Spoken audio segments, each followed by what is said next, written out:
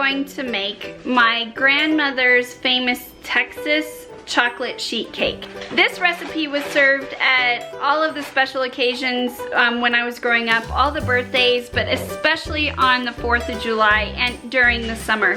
So I'm gonna make the recipe today. However, I also have a little extra bonus tidbit for you. There is also, so in the description below, I'll have the original recipe listed, but I will also include a dairy-free version of this recipe as well. In some of our stuff that we're making around here, we're switching over to certain dairy-free items just due to Lincoln is on some dairy restrictions at this point. But you guys have the original recipe along with a dairy-free version as well. And I have another pointer for you. If you guys find out that you don't have buttermilk in your fridge and you're searching for buttermilk, there is a quick trick that you can do. All you need to do is take 1 tablespoon of vinegar and add it to 1 cup of milk.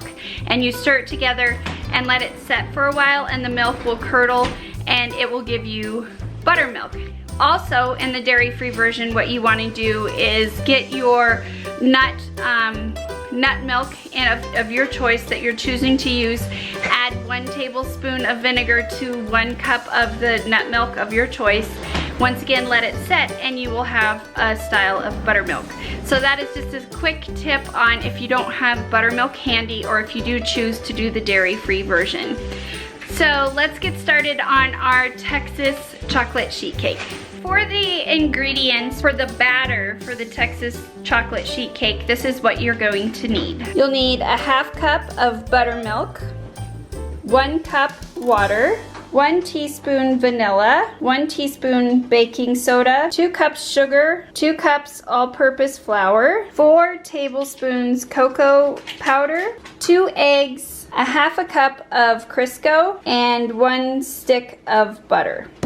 The first thing we're going to do is add our dry ingredients. So we're going to add our 2 cups of sugar, and you'll add the 2 cups of flour in a mixing bowl, along with 1 teaspoon baking powder. And we're just going to mix this all together really quick with a fork.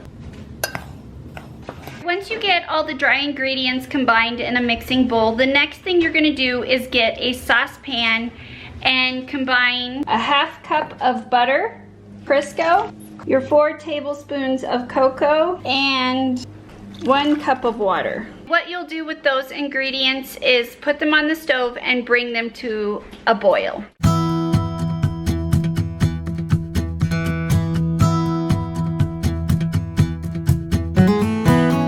Once that comes to a boil, we're going to add it to our dry ingredients.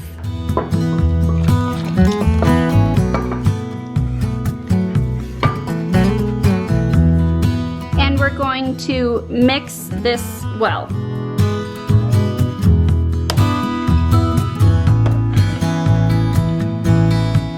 Once you have that mixed in really well, the next thing that you're gonna add are your eggs, buttermilk, and vanilla to the mixture.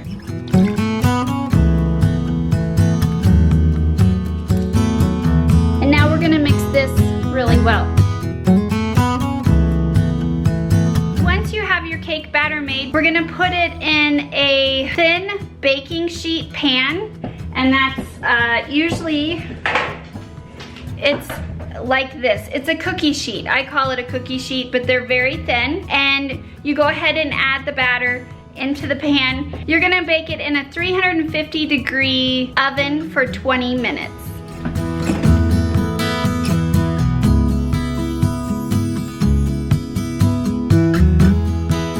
Once your cake comes out of the oven, go ahead and pull it out and let it start cooling. But while it is cooling, you can start making the frosting. Once again, this is included in the recipe below. And don't forget also that there is also a dairy-free option for this as well. So the ingredients that you're gonna need for your frosting are 1 teaspoon vanilla, 6 tablespoons milk, 4 tablespoons cocoa powder, a 1/2 cup butter, and powdered sugar. The first step to the frosting is I'm gonna go ahead and use the same saucepan that I made the cake batter in, and you wanna add your butter, your milk and your cocoa powder to that saucepan and bring it to a boil.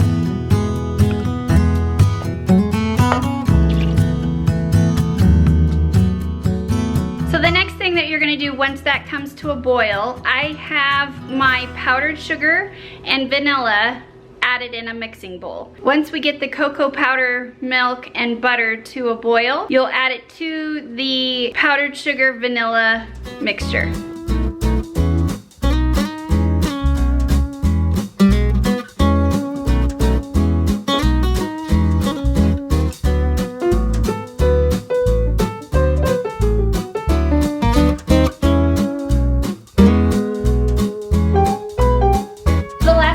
Once you get the frosting mixed, is to go ahead and just frost the cake.